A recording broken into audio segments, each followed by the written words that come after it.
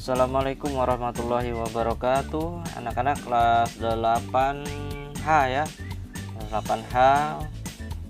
Pada pertemuan yang kedua ini kita masih akan membahas tentang teks berita. Jadi kemarin pada pertemuan pertama itu sudah kalian Bapak kasih singkat perkenalan kalian dengan yang namanya teks berita, yang sebetulnya teks berita itu tidak asing lagi bagi kalian. Nah, di sini pada kelas 8 materi pertama adalah teks berita yang dibahas.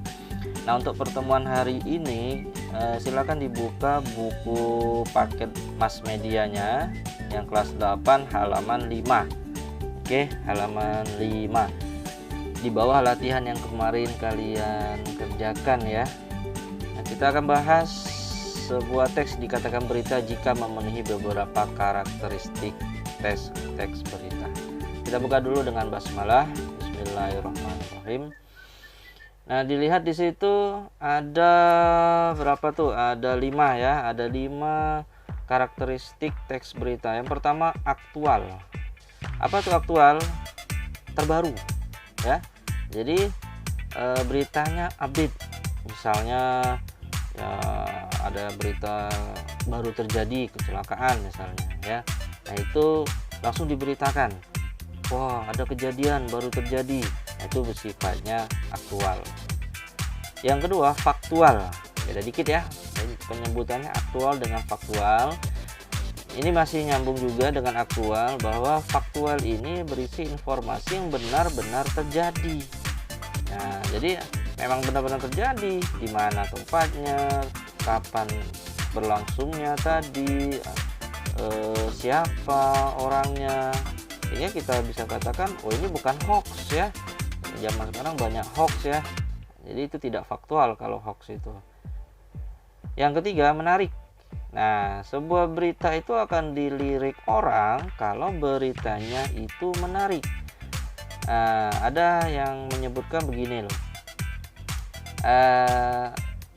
Anjing menggigit manusia itu sudah biasa. Wah, si Anu kena gigit. Oke, kita tidak terlalu melirik berita tadi. Tapi kalau si A mengejar anjing dan menggigit anjing tadi, wah, itu beritanya bisa ini ya, viral ya, manusia menggigit anjing. Nah, itu menarik sehingga orang tertarik untuk membacanya. Jadi di buku di situ dijelaskan bahwa menarik perhatian khalayak untuk mengetahui informasi tersebut ya. Yang keempat, informasi disampaikan menggunakan bahasa baku. Jadi bahasa yang resmi, bahasa Indonesia. Jadi tidak boleh menggunakan kata-kata yang biasa kita gunakan sehari-hari. Mau misalnya di situ, lo, gue, nah itu tidak boleh ya. Itu tidak baku, harus baku. Yang kelima, karakteristik teks berita itu mampu menjawab ada 6 pertanyaan. Apa, di mana, kapan, siapa, mengapa, dan bagaimana. Itu kalau di halaman belakang itu ada penyebutannya 5W1H ya. 5W1H. Di situ ada apa, what, di mana, where, kapan, when, siapa, who, mengapa, why, dan yang terakhir adalah bagaimana atau how. Nah, jadi ketika membuat berita, jangan tiba-tiba mentang-mentang beritanya itu baru terjadi, di mana peristiwanya kita tahu sedikit, kapan peristiwanya kita tahu sedikit, langsung kita buat menjadi berita dan kita publikasikan.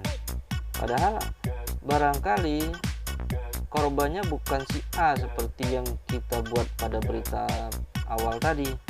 Nah, ini tidak faktual ya. Kalau salah informasi ini bisa hoax sifatnya. Dan sekarang hati-hati ya kalau buat berita itu, kalau beritanya hoax itu bisa kena UU ITE, transaksi elektronik yang bisa menyebabkan hoax.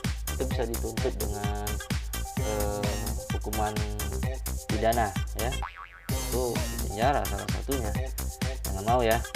maka jangan menyebar hoax. Harus dilihat dulu, diklarifikasi peristiwa itu apakah benar atau salah. Apalagi zaman sekarang dapat berita sedikit di-share ke kawan-kawan kontaknya ya.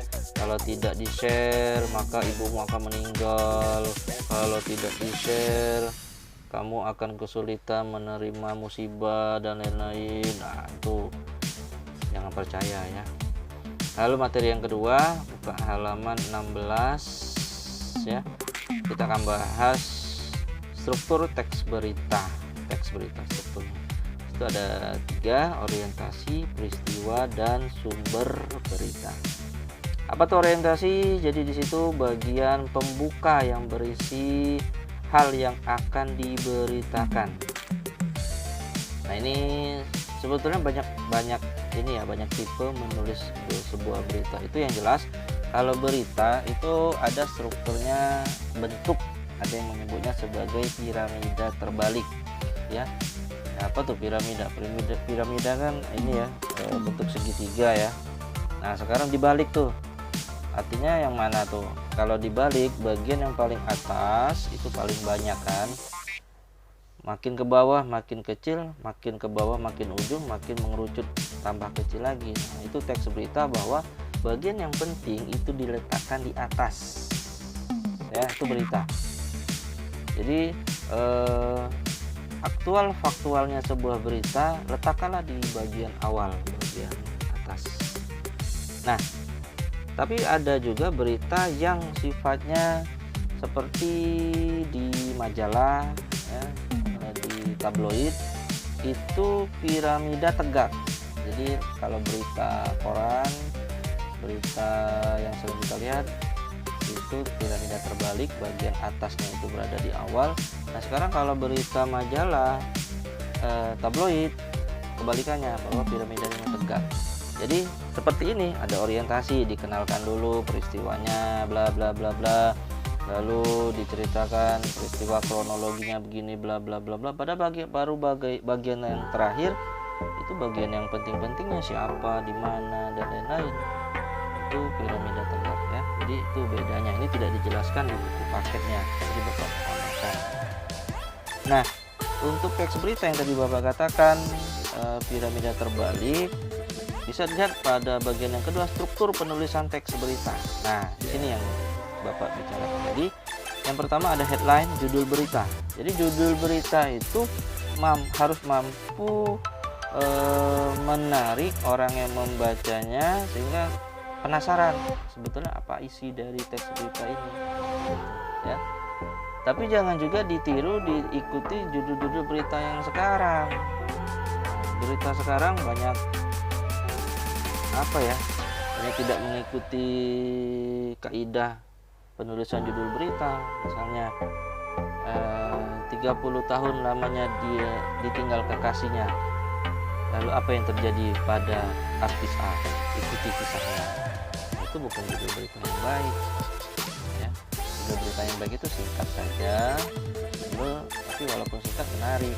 Misalnya Presiden Jokowi kunjungi MTS Negeri 1 Palembang.